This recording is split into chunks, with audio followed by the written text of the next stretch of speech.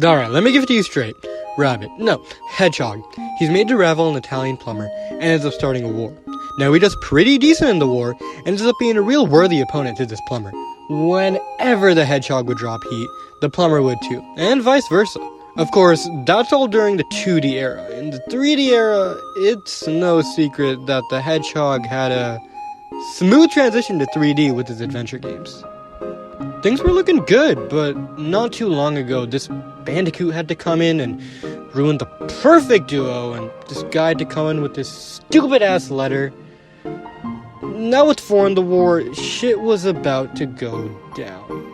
Hill for our Hedgehog boy, cause while we all dreamed our Hedgehog would hold his own in the console wars, dreams don't cast to reality, and so our Hedgehog had to become a third party fairly early in the 6th generation, and all he could do was look onto the 7th generation of consoles. But this Hedgehog had a name. Sans the Hedgehog! With his iconic blue, not only in his jacket, but with his blue and yellow glowing eye. Dude, he's like the second coolest guy around. He can move so fast that he looks like he's teleporting. Sonic's had many different styles of gameplay over the years. Mainly the classic games, adventure style, boost formula, and some spin-offs. All of these games are present in the 2 HD consoles of the 7th generation, the PS3 and the Xbox 360. While the Wii had some killer titles for Sonic, I would know, I grew up with it. Its games vary so much from the other two that I'd say it deserves its own video, so who knows, maybe I'll make that someday. And while you could get a PC and play all of this and more with an emulator, man, shut up. Still the classic Sonic games. Now, while we did get Sonic 1, 2, and CD through PlayStation Now and Xbox Live Arcade, I'd like to show you Sonic's Ultimate Genesis Collection. Now, this guy does the heavy lifting when it comes to classic Sonic. Ultimate Genesis Collection gave us Sonic 1, 2, 3, Knuckles, and fuck CD. Now, we get CD through PSN and Live Arcade. And well, yeah, these games do differ a bit in terms of style. Sonic CD plays way different than the rest of these games, and Sonic 1 is bad. This definitely is a solid lineup for classic titles. Sonic 4. I know I'm going to get destroyed for putting Sonic 4 along with the classics, so, I'm not going to stop you. I'm aware of the reputation this game has, so let me tell you that I've only played the first 2 levels of Episode 2 when I was a kid, so I can't really give you an accurate rating for the game. Both episodes are on my list of games to play, and I know people hate them, but I also know that people hate on media without experiencing it themselves, and I'm not going to be one of those people. I plan on playing them eventually, and if people want to hear my opinions on them, then who knows, maybe I'll make a video. Alright, moving on to adventure style Sonic. Starting with Sonic 1 and Sonic 2. Originally on the Dreamcast, we got these on PS3 and 360, once again through PSN and Live Arcade, and I haven't played them. God damn it! This is a perfect follow-up to what I said about Sonic 4. SA1 and 2 are on my list of games to play. I even have a Dreamcast to play them on original hardware. And I have seen a lot of gameplay, so I can say they do look really fun. And I'm glad they're here. Plus, the story of the games are both amazing, and I can't wait to play through myself. That being said, there is one game in the adventure style that I have played.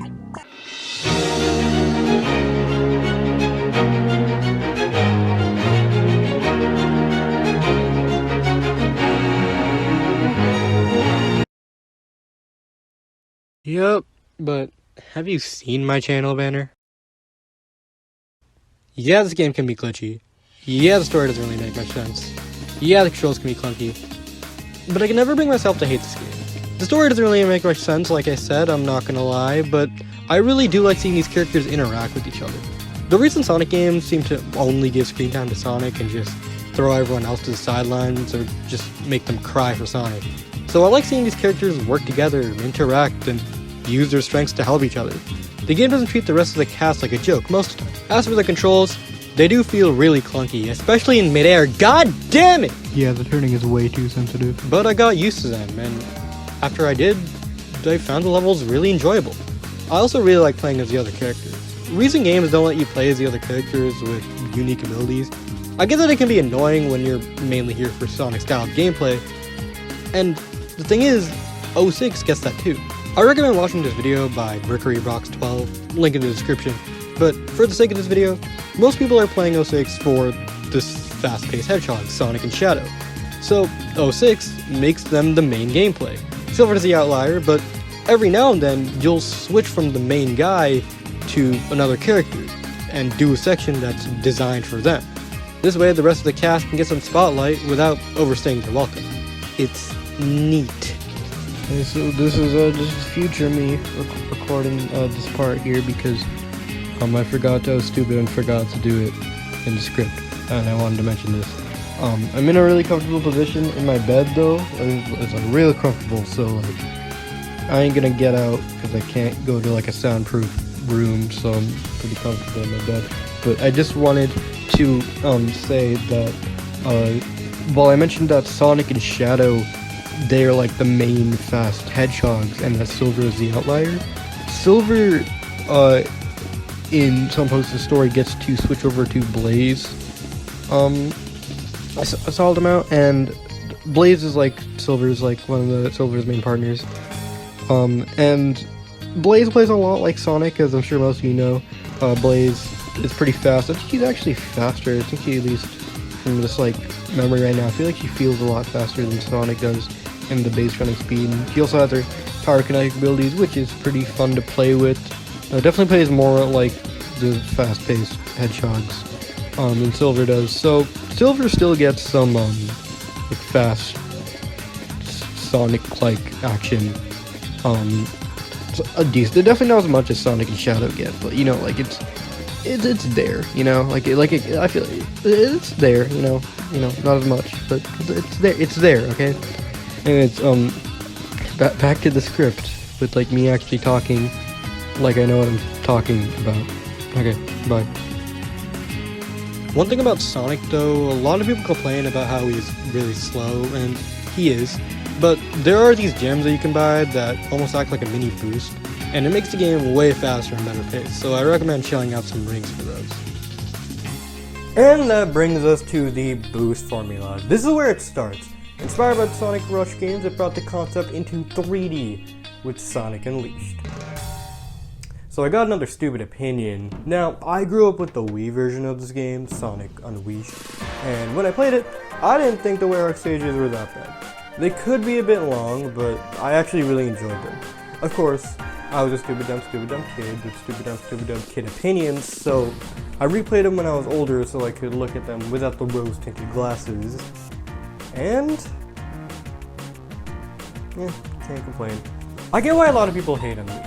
Like I said with 06, most people are here for a speedy, fast Sonic, and the Werehog is not that, and takes up half the damn game. So if you're not down for slow-paced bullshit, then yeah, it makes sense why you'd hate the Werehog. As for the daytime stages, they are absolutely incredible here. Unleashed has some of the most gorgeous visuals I have ever seen. It's like you took the CGI cutscenes of 06 and made that the game. They look absolutely amazing, and a ton of work was put into them, so I hope you feel good speeding past them, you stupid son of a bitch.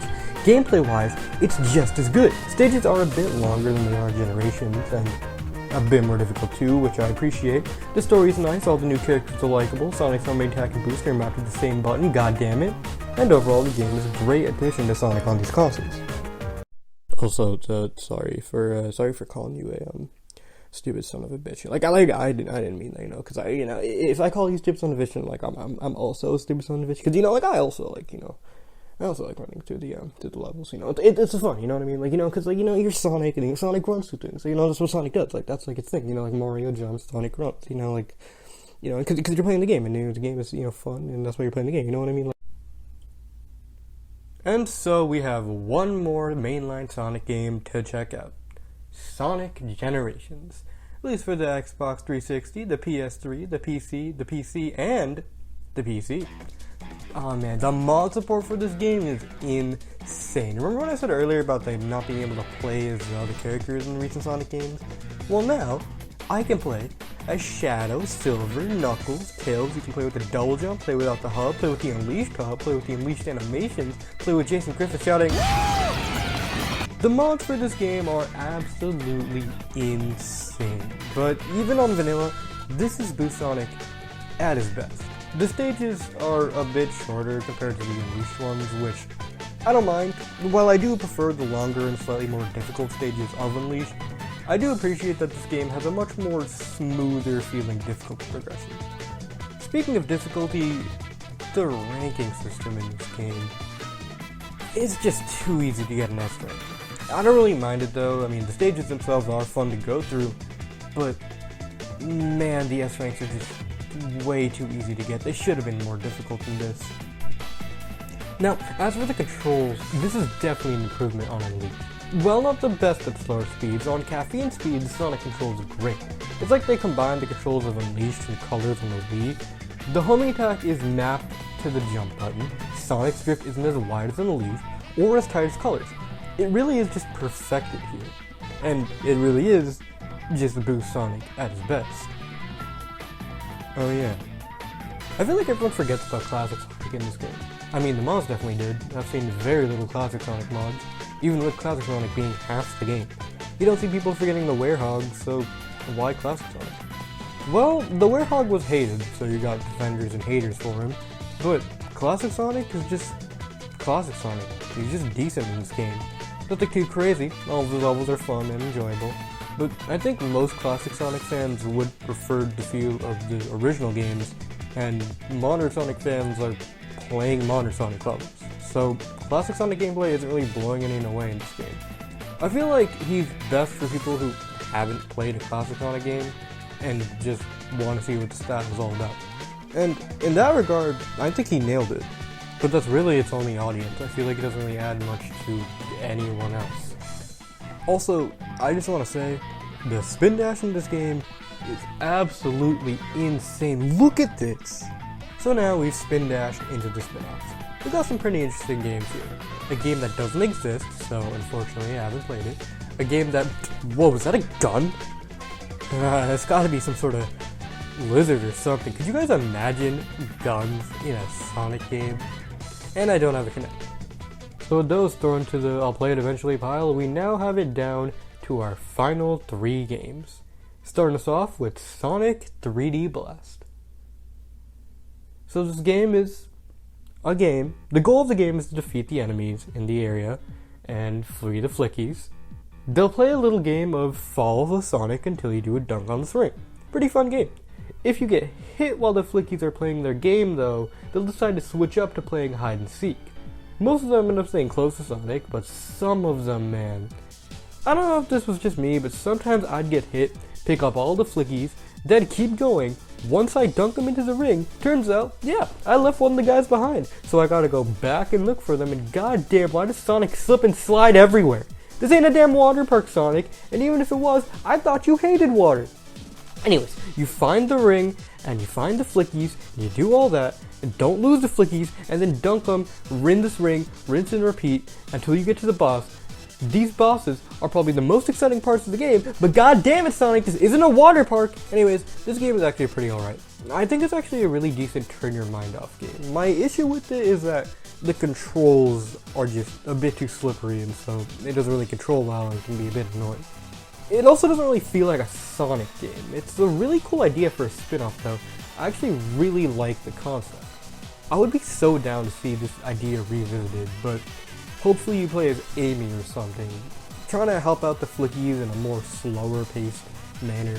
It definitely feels more in character with Amy and not Sonic the Hedgehog, because if you're playing Sonic the Hedgehog, then I think you want to speed to the end of the level, not scour the level for all the enemies. But you know what game doesn't have you scour the level for all the enemies? Sonic and Sega All-Stars Racing, of course, obviously. ASR is a pretty well-made game. Going into it, I was worried that it would be a boring attempt at Sonic's Mario Kart instead of something more unique like Sonic Riding. But after playing it, I can say that this game really does have a lot of care put into it. The fan service in this game is insane. I can only really speak for Sonic and Monkey Ball on their accuracy, but if the rest of these are anything like those two, then I'd say they're all pretty well represented.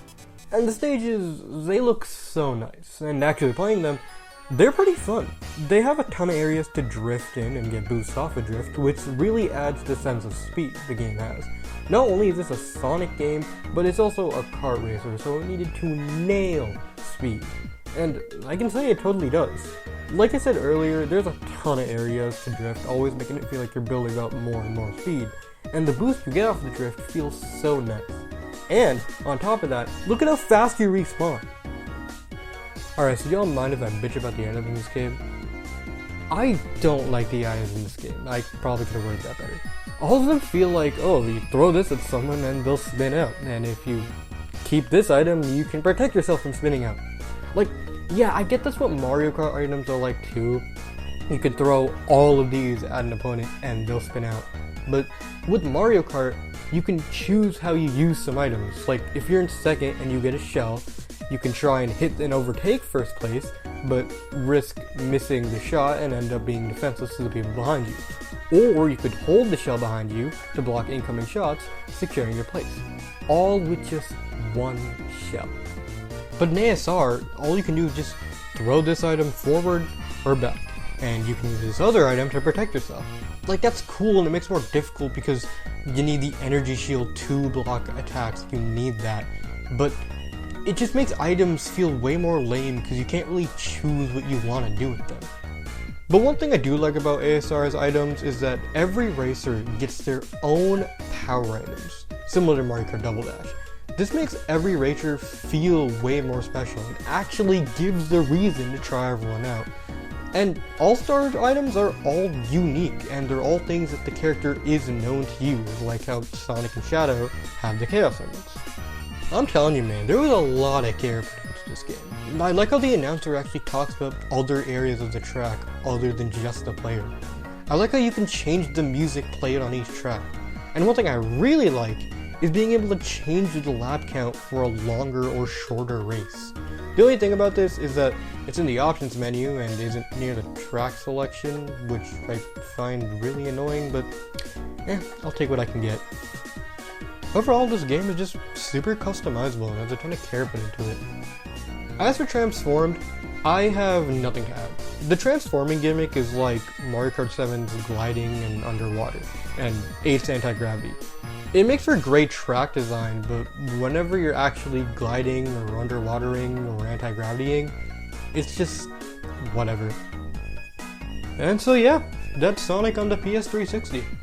I'd say overall, pretty good. Thanks so much for watching this video. If you liked it, that's good for you, I didn't ask. And, well, I wish I could say that the PS360 is the best definitive way to play Sonic. All I can really say is, man, just go buy a PC. Hey, before the video ends, I just wanted to real quick say, in a desperate attempt to stay relevant, since I probably won't be seeing you guys for another 6 months, might as well wrap up my video about Sonic with some thoughts on Sonic Frontiers. I'm really liking Roger's new take on Sonic. Roger has a naturally very deep voice, and I always thought that if he embraced that with Sonic, we would just have a really good, nice sounding Sonic voice, and I think that's what he's doing, which it sounds great. We've heard more of his voice in some of the leaks, and I'm not going to play those just in case someone wants to stay completely spoiler free, no leaks at all. But even in the official trailers, just like the little bits we heard of the one word, he was just like Amy in one word. It just sounded great. I'm looking forward to playing the core gameplay itself. I'm interested to see how it feels and how it plays. The original boost formula that we know in like Unleashed and Generations and Forces, that's going to be in these cyberspace things. So it's not going to be the main focus. So I'm interested if this is going to be like, I think this might be Sega's attempt to kind of move away from the boost formula, and because right now it's just like not the main focus, it's not the core. And so depending on how well the game's core is like received and how well the gameplay style is received, if it's received good, who knows, we might be staying away to the boost formula, but we have no idea. So I'm interested in seeing how this game will be in the future of Sonic as a whole. And real quick, might as well, because it's coming out very soon, I'm excited for Splatoon 3. I'm really looking forward to it. I know this video had nothing to do with Splatoon, but I'm pretty excited for it, and both Frontiers and Splatoon 3. Who knows? Maybe I'll make videos about them if I have something to say. I probably will have something to say, and so if I have something to say, I'll probably make a video on it. Thanks for watching this video. Out of all the videos on the internet, I really appreciate it. See y'all around.